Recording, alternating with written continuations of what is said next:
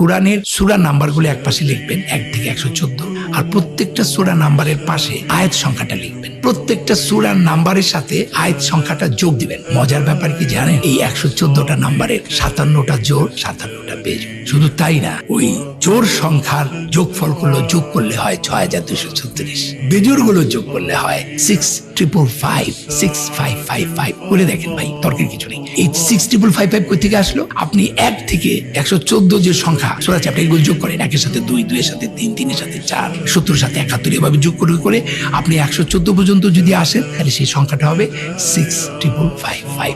তাহলে জোড়াটা হচ্ছে 6236 আর বেজোড়টা হচ্ছে 6555। শুধু তাই না, এর পরের যে ঘটনাটা সেটা আরো ভয়াবহ। Very very interesting mathematically.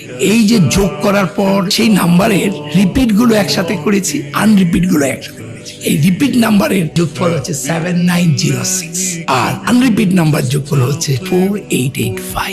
এবার 7906 কে 4885 দিয়ে ভাগ দেন, it is 1.618 golden ratio. Can you imagine? আপনি চ্যাপ্টার আর ভ্যাস নাম্বারকে যোগ করার পর রিপিট আনরিপিট করে আলাদা করবেন, তারপর রিপিট নাম্বারগুলোকে আনরিপিট নাম্বার দিয়ে ভাগ দেওয়ার পর গোল্ডেন রেশিও হবে।